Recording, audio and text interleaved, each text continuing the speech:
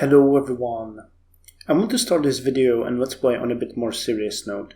Well, more serious than usual anyway. I'm pretty sure we all know what is happening in Ukraine as the media coverage has been bombing us non-stop. The brutal, uncalled invasion of Russian forces into Ukraine that started 4 days ago is something I couldn't imagine happening a few weeks back, and I find it utterly reprehensible and disgusting.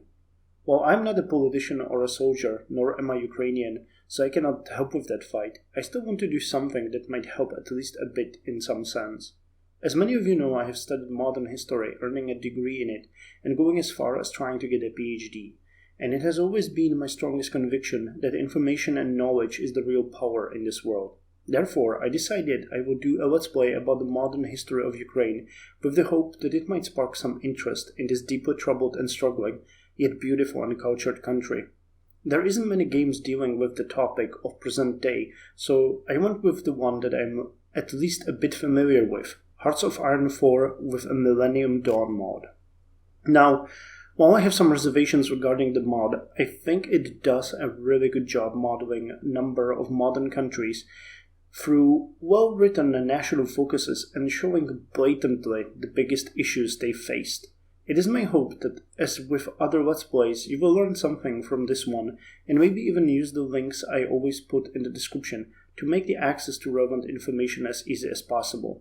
Before we start the game, I just wanted to mention that I'm not an expert on Ukrainian history specifically, and I welcome any corrections or discussions on the topic. Many of the political figures that I might mention during this play might be controversial to some sense, so feel free to voice your opinion. I will not ban or delete any comments as long as you are civil. I welcome them, especially if you are from Ukraine. There is not enough information in the world to compare to the reality of living it yourself, so whatever you want to say, I'm open to hear it. There is one exception, however, to this rule. My girlfriend is Russian, and while she and all of our Ukrainian, Belarusian, and Russian friends stand with Ukrainians in this conflict, we are well aware of the narrative the Russian media are trying to spin during the conflict, and I won't let you propagate that in my comment section. You have been warned. Hello everyone, and welcome to a new Let's Play of Hearts of Iron 4 Millennium Dawn mod. As you know, we are going to play as Ukraine, so let's start by refreshing on the 20th century history of Ukraine up until the start of the game, which is the year 2000. Now, I will be honest, Ukrainian history is dark, like really dark, especially the modern one. As with many other nations, it is impossible to track the birth of the Ukrainian nation to one specific event, but we can honestly say that as with many other peoples, the 19th century was the time of formation. It wasn't until the end of the First World War, though, until a chance to form their own nation-state became a possibility. With the collapse of Austria-Hungary and Russian Empire, a vacuum was formed in which the modern Ukraine state's borders could be formed. While the chaos of the era from 1917 until 1919 saw several different states manifest in the area, it wasn't until the end of the Polish-Soviet War and the signing of the Peace of Riga that defined the borders of the newly born Ukrainian Soviet Socialist Republic, still without what could be called Western Ukraine today, and without Crimea. One would hope that after the horrors of the First World War, Ukraine would have some time alone, but the 20s and especially 30s under the Soviet Union were marked by massive forced collectivization that affected millions of people, followed by one of the worst famines in modern history called Holodomor, caused by the deliberate mismanagement and extreme oppression of the Soviet leadership. Conservative estimates number roughly 3.5 million dead, but some range up to 7 million, which is, for comparison, equivalent to the amount of dead people during the Holocaust. The fun continues with the Second World War. Ukraine was one of the most ravaged parts of Europe. Apart from the utter devastation that happened from 1941 up to 1945 and devastated roughly 700 cities and 28,000 villages, apart from the scorched ground strategy, unending oppression from the Nazi regime and the brutality of the advancing Red Army in the final stages of the war, the area also had its share of ethnic cleansings targeted on Jews, Gypsies, Poles, and Ukrainians themselves. Death toll estimates range around 4 million people in this time, of which 1 million were Jews. The post-war era of Ukraine was one of the calmest periods in Ukrainian history. Right after the end of the Second World War, Ukraine gained its western part from Poland, and by gaining Carpathian Ruthenia from Czechoslovakia, Crimea was then added by 1954 by a cessation from the Russian Soviet Republic, finalizing the modern borders of Ukraine. During the 50s and 60s, Ukraine became the center of Soviet arms industry and high-tech research.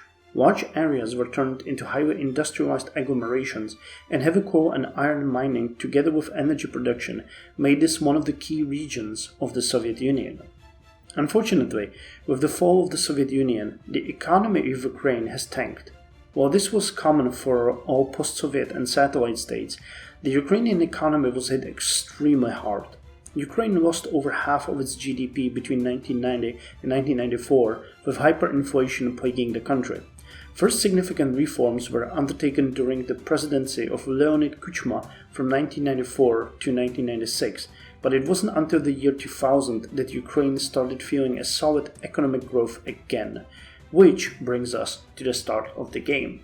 Now there are two starting dates in Millennium Dawn. You can start on 1st of January 2000 or 1st January of 2017. Now we're going to start in the pre-9/11 area in time, the 1st January 2000.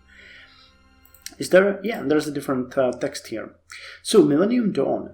The world has changed. Globally speaking, an atmosphere of peace and prosperity has ruled for about half a century. But with the recent end of the Cold War and the rise of the People's Republic of China, how will this world see itself? How will it shape itself? Will the United States continue its dominance? Will the new Russian Federation find its way into the spotlight? What roles will the former great European empires of Britain, France, and Germany play? And what role will the shadow of terrorism have? The world has changed. The world is changing. So let's select the history, or the historical scenario, and we have some choices. Now I'm going to show you the map, and we're going to choose Ukraine from this spot. You can see that this is the 1st January 2000, Millennium Dawn, 12 o'clock. That's kind of nice, past New Year's Eve. And some of the places have already changed since then, which is kind of crazy when you think about it. I was born in 1987, so I saw quite a lot of changes, but even from the year 2000, a number of areas now look different. So we're going to start with Ukraine, as was announced. The president of Ukraine is still aforementioned Leonid Kuchma. He's an oligarch, ruthless, which gives AI modifier focus on offense plus 10%, and he's a backroom backstabber, political power gain plus 5%, and ideology drift defense plus 15%. Now, before I go any further, I'm going to read all of these modifiers, but I'm not an expert on Millennium Dawn, as was mentioned in the intro, and I never got that much deep into Millennium Dawn. The reason is the mod is kind of a mess of various scenarios interclashing. So the world in 20 years can look completely different. Each of the states have a number of paths they can go. Things can go off the rails really quickly, and you never know what's going to happen. It might happen that nothing will happen. That's also a possibility for this mod. But clashing ideologies, you can see Russia going fascist, you can see Third World War, you can see relative nothingness of 2 decades. It's kind of an interesting mod, really. But it has some problems, which took me, some time before I found my way into it. So this is just to mention that many of the things that I'm going to do, you might have an understanding deeper. Oh, wait, let me rephrase that.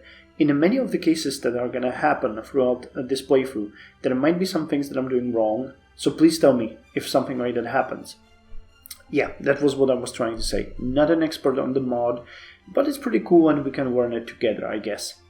So, the oligarchs are in power as far as Ukraine is considered in the year 2000. Non-aligned governments vary vastly in government types and sub-ideologies. and usually have a very pragmatic approach to their foreign alignments. They may want to further their own national independence or other regional goals, or simply are torn between greater powers who, in their struggle for influence, pull them in different directions. Yes, we're gonna talk about that later in this episode.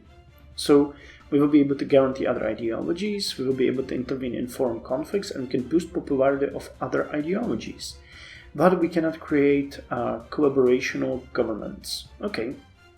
Some penalties to intelligence, which is unfortunately the truth of the reality, and elections will happen every 6 years. Okay, these are the parties. We're gonna look a bit more into that once we're in the game. And here are our starting modifiers. So multi-ethnic state. There is a saying, unity in diversity. However, more often than not, large minority groups tend to gravitate towards seeking greater autonomy or outright independence. Stability minus 5%. Orthodox Christian. Daily emerging support plus 0.02. Daily separatist support minus 0.05. Acceptance of Salatist diplomacy minus 10. The Eastern Orthodox Church, also known as the Orthodox Church, or officially as the Orthodox Catholic Church, is the second largest Christian church and one of the oldest extant religious institutions in the world. The Eastern Orthodox Church teaches that it is the one holy, Catholic, and Apostolic Church established by Jesus Christ in His Great Commission to the Apostles. Yes. It practices what is understood to be the original Christian faith and maintains the sacred tradition passed down from the apostles. What does that give us? Oh yeah, we spoke about that. So between East and West, current rivalry status balanced. Ideology-driven defense minus 10%. Daily pro-Western support plus 0.01. Daily emerging support plus 0.01. The end of the Cold War brought an unprecedented degree of independence to Ukraine. Nevertheless, the legacy of suzerainty lingered, making the country's political scene more volatile. Russia continued to influence Ukraine from the east, while the European Union began to exert its power over the country from the west. Within Ukraine, competing political factions emerged that were loyal to one foreign patron or the other. Okay, pro-Eastern predominance. Governments will focus on closer ties with Russia, and pro-Western predominance government will focus on EU and NATO integrations. Okay, so changes in domestic and foreign policies may disrupt the balance of power between pro-Western and pro-Eastern proponents. Then we have kleptocracy. Daily political power gain is lowered by 0.1, resource gain efficiency is increased by 2.5%, daily non-aligned support plus 0.1, and cost to change corruption plus 25%. The Ukrainian government is currently backed down in its kleptocracy. Higher ranks are corrupted and they use their power to exploit the people and the natural resources of their territory to extend their wealth and political powers. Okay, so we need to take measures to combat corruption. Excessive general staff, planning speed minus 50%, max planning plus 5%. Ukraine has 450 active generals in its military. Most of them received their posts due to ties and corruption schemes and have no experience in conducting combat operations. The current general staff is incompetent and is in desperate need of reform. Budapest Memorandum. After the dissolution of the Soviet Union, Ukraine held about 1/3 of the Soviet nuclear arsenal, the third largest in the world at the time, as well as significant means of its design and production.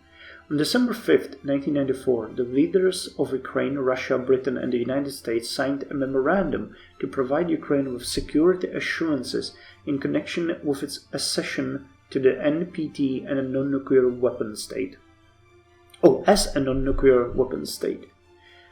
In the event of threat to the sovereignty of Ukraine, countries that have signed an agreement on security assurances will receive a warning reminiscent of their guarantees. If countries refuse to fulfill their guarantees, Ukraine will be able to abandon the Budapest Agreement without diplomatic consequences. Okay, so in case someone invades us, we And we are not supported from the big four here: Russia, Britain, France, and what was the last one? What was it? Oh, United States. Okay, if they don't support us, we will be able to develop our nuclear program. Neglected education. Political power minus 10%, research speed minus 10%. Ukraine's education standards are far subpar compared to much of Europe. Our professors, teachers, and most of our professional workers are underpaid and underused. Guam membership. Political power gain plus 15% and trade deal opinion factor plus 10%. Guam, or Guam Organization of Democracy and Economic Development, is an organization founded in 1997 by members Georgia, Ukraine, Azerbaijan, and Moldova. The organization's charter, which was what is this word? Officiated? Yeah, I guess officiated in 2001, sought to promote cooperation by promoting democratic values, stable development, enhancing security both domestically and abroad, and finally pushing forward European integration. It is often seen as a means to counter Russian influence in the regimes. However, the leaders of Guam have rejected these claims. And ineffective government, without any description. Daily political power gain lowered by 0.25, stability lowered by 10%, war support lowered by 15%, construction speed lowered by 15%, protection efficiency cap lowered by 30%, and cost to change corruption plus 100%. Wow, yeah, it's gonna be fun. I'm gonna jump in the game before speaking a bit about our strategy. Well, I'm gonna show you a bit around. As usual, this first episode is going to be setting our strategy straight for the upcoming episodes and seeing where we lack and what we need to do. So, this is Ukraine. Now, first things first, Ukraine is in a desperate position. The year 2000 itself is roughly 4 years before the pro-Western Orange Revolution, which is a euphemism for a number of demonstrations that forced the, let's say, pro-Western heading of the country in the upcoming years. Now, the state or the country of Ukraine has always been very divided since its secession from the Soviet Union. Now I'm going to post a map in here that you can see. It's a map of the elections that took place, and this map is a representation of the general divide. Ukraine, up until, well, the present days, has an extremely strong Russian minority that's mostly living in the east. And for a number of years, it has been a problem for the country's heading.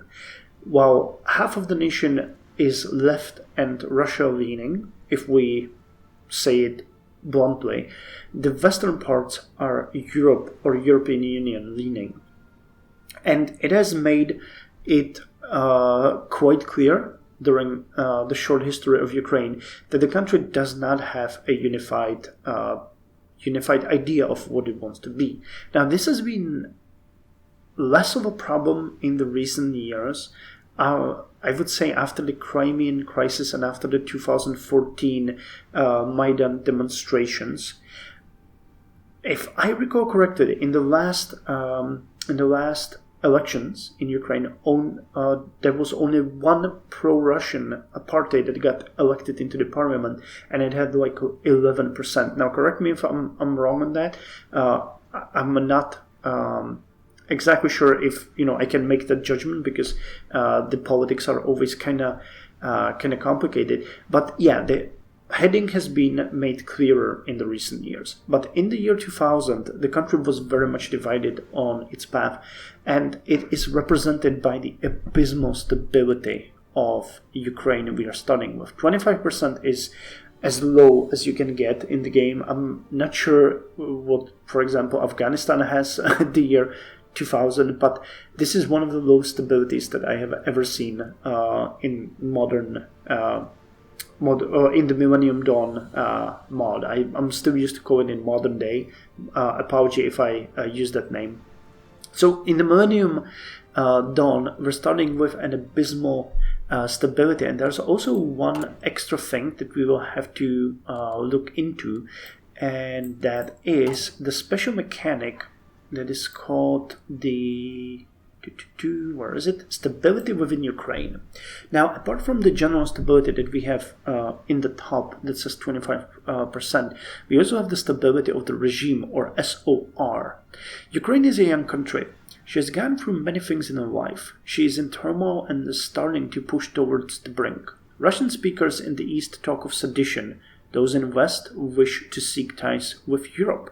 The country is on edge, and these coming days will define a country and her people. Now, there is a stability of the regime now at 18% and a chances of revolt at 9%. If the chance of revolt reaches past 15%, a revolution will occur. Now, we will be getting random events throughout our playthrough that will modify this regime stability and the chances of revolt. But if the stability of the regime gets too low, or if the chances of revolt gets too high, well, I have no idea what's going to happen. I frankly did not play it to not spoil it for myself and to react based on how I would read the country, if that really happens, and not based on me knowing the outcomes. So this is just a mechanic that we will need to keep in mind and make sure that we are going to be okay. Now, this stability is also a problem, but this is a separate one.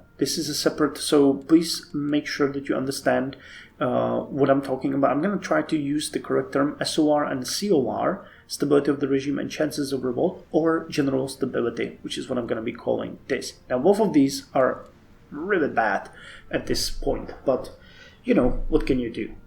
Now, stability is the worst thing for us. It ties to a number of other problems that we will have as Ukraine. Now, these mechanics are all in Millennium Dawn, so I'm going to spend some time going over them. And please, if you know, feel free to skip ahead, but I think these need to be explained. We have a number of national statistics here. None of these are really good. This is the general GDP that's assigned to us. It modifies how well our country is doing. Now, most of European countries are starting in much higher tiers. You can see that it goes all the way to $200,000 GDP per capita. We are at 2,000, which is one of the lowest one. Actually, there's only one lower tier. What this does to us is that our monthly population is increasing by 140%, but it further lowers our stability by 7%, lowers max industries and state by 53%. Construction speed, though, is increased by 50%, but research speed is lowered by 13%, and military wages increased by 7%. Interest rate is set to 1.22% for us as a basis. With only about $2,000 in GDP per capita, the majority of the population lives in poverty. The level can be increased once all available building slots in your states are filled. Once the next level is reached, the states in your country will gain more building slots. Now, we're not very far from that. If you look at our current situation, we are basically 1, 2, 3, 4 factories away from going higher. But with such abysmal stability, you can see that actually, let's see. It takes 2 years to build one factory. 45,000. Yeah, construction cost is 45,000. So we are looking at least 8 years at that level. Now, there's a number of other things that we can do here, but this is going to be the basis. We need to up our economy. Now, economic situation is stagnation at this point. Lower stability by 2%. Construction speed, though, is increased by 75%, but tax revenue is lowered by 10%. Cost to upgrade, $4.44 billion. Now, this is the second time I'm mentioning money.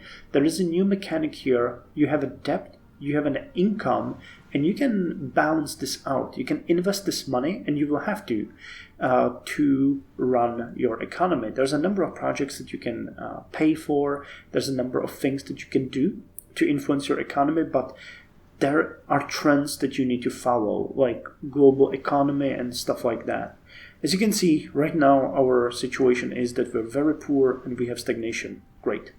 So stability is lowered by 2%, construction speed increased by 75%, but tax revenue lowered by 10%.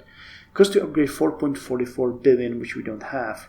To stimulate the economy, we need to inject liquidity into it. This is done via central bank tools such as lowering the interest rate and expanding the money supply, as well as extra government stimulus spending. However, too much interference increases the risks of future economic bubbles. So we can remove stagnation and increase, for example, with it to stable growth if we have enough money. But this can also be triggered automatically. These are the internal factions. We have the international bankers, we have the farmers, and we have the oligarchs, which basically represent the three biggest parties in our country. More on that later because they will influence our situation. We have basic civil service administration, increasing our political power gain, and military industry construction speed, though I would really like to boost this into either a centralized bureaucrat state or large civil service administration. We might even go to decentralized administration if we see that fit. This is purely based on flavor. Each of these have their own advantages. Medium military spending is okay for us. Now we have basic police and security funding, which, as you can see, slightly increases stability, gives us a bit of decryption, planning speed, daily command power growth, but costs a bit of daily power cost. We have free primary and secondary education, we have minimal local clinic subsidies, and we have minimal pensions for elderly and disabled. Now, if we look at all of these together, it means that we are currently earning slight amount of money, 0.06 billion per day, but I think this is lying because once we unpause the game, I know that Ukraine will start falling into a huge debt. Now you can see here that we gain 0.11 billion each day in income, 0.07 from tax income, and 0.04 from resource exports. And we lose 0.048 billion each day in expenditures. But you can see, yes, there's no counting for education, health, welfare, internal security, and bureaucracy. So this is going to be a bit, there's going to be a bit of a calculation once we start the game. Now, we are going to definitely increase taxes as much as we can. I think that the ideal level should be somewhere around 20%. That should give us enough to actually not fall into a huge debt, because you pay interest on your debt. So as the debt will be increasing, I don't know if it's calculated right now, but yeah, there's interest on debt. So the more debt you have, the more you pay for it, and the worse situation is for you. So for us, we need to get the debt under control. Now, this was actually a huge issue for Ukraine around this area. It had a deficit of over 14% every year, and it was extremely hard for them to get their finances in order, which I believe they didn't manage until now properly. So yeah, the debt is something that we really need to keep an eye on. Though I'm not up to date on Ukraine's current financial situation, even pre-invasion. So I'll have to check that. Now, policies. We have a semi-consumption economy. We have a partial draft. We have a volunteer service for women. We have local security. Sure, what is this? Oh yeah, that's about the interventionism. So we're involved in the local security. We're not isolationists, but we're not really interventionist either. You can go even, all the way to neo-imperialism. Local security, general war goal, tension limit plus 75%, 60% extra to join faction, military aid, tension limit plus 15%, yeah. We can provide our friends with weapons, however we are mainly concerned with our own borders, as we should be at this situation. We are nowhere near ready to intervene. And office and military schools. So cool. So this is the situation of Ukraine as far as politics go. Here you can see the various parties that are going to be represented each elections. We have the Emerging Conservatives, Party of Regional Revival of Ukraine, is a pro-Russian political party created in late 1997. We have the Oligarchs, which is the non-aligned.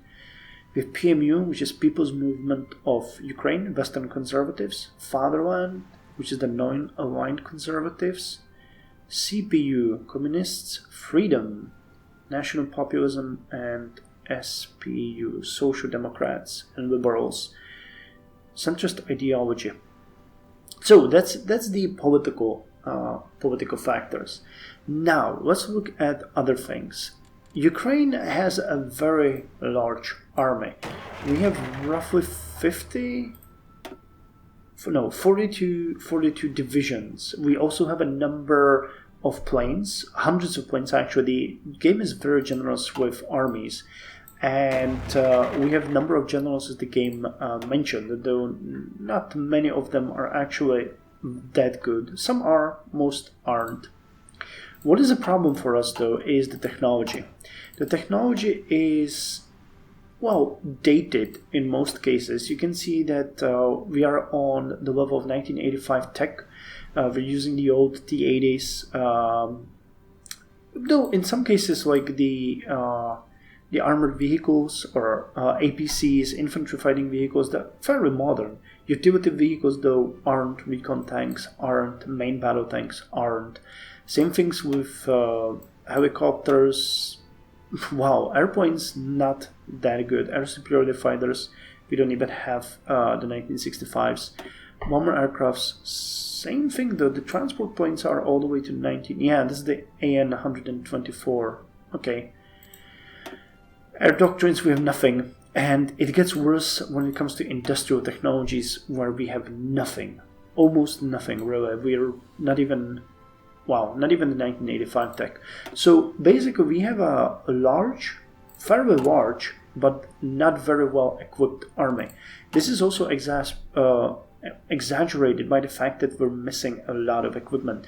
Now it might seem pretty nice here, but when you look at the units, they actually have zero equipment assigned to them. So once all of these units get their equipment, we are going to cry, because they're going to be mostly on like half of their power, maybe less. And with the lower stability that we have here of 25%, it's going to be really hard for us to produce anything. So the first focus that we will need to do is going to be on getting up our money income, basically our taxation up and running, so we don't fall into excessive debt. Though, on the other hand, as with many other games, the debt is very well balanced, so unless you run into very high numbers, it's not going to cause us that much issues, So we would have to run into hundreds of billions in debt to actually be eligible for a bankruptcy check. We're going to have to focus heavily on our research, try to get it up and running.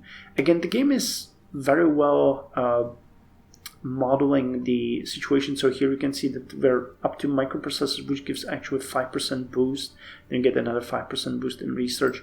So this is going to be very important for us. We also need construction, because this greatly boosts construction speed. That's something we really need to get up. Also the excavation, because we can sell our resources on the market and gain money from that. That will help with our budget. Army is going to be secondary. One thing that I don't like is that no matter how many units you have, you're not really paying equivalent amounts for your army. I would guess that the bigger the army is, the more you pay for it, but it does not work for that. So that's one of my gripes with the game, but I guess it cannot be modeled properly in the scripting or something. So let's just give the game a bit of levity on that. Last but not least, before we jump into the next episode, is the national focuses.